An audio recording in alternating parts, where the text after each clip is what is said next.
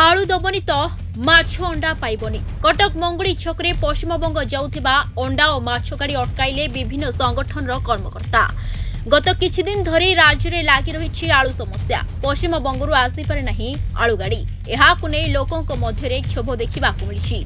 तेबे NH16 मंगुड़ी छकरे अटकी रही बहु खाद्य सामग्री गाड़ी। सूचना अनुसार सीमांत रास्ता दे ओडिशा को आसुथिबा आलू ट्रक को अटकाइबा पई जगी बसिछि पश्चिमबंग पुलिस।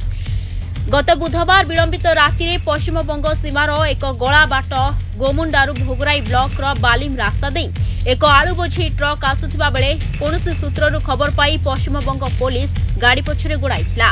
तेबे गाड़ीटी द्रुत गति रे ओडिशा भितरकु मात्र 500 मीटर आसिबा परे कर्मदा थाना अंतर्गत कल्याणपुर गाँ निकट रे रास्ता पार्श्व भारसाम्य हराई अटकी जाइथिला।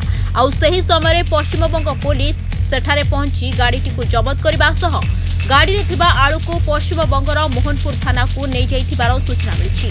आउ एसबु भितरे गतकाली भुवनेश्वर को पश्चिमबंगर 3टी एवं यूपी रु गोटे गाड़ी पहुंची।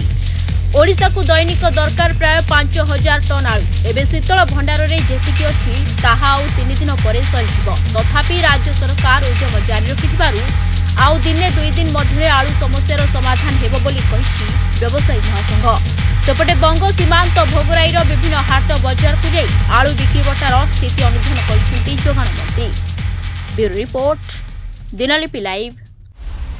दिनलिपि लाइव को एबे ही लाइक शेयर सब्सक्राइब करंतु।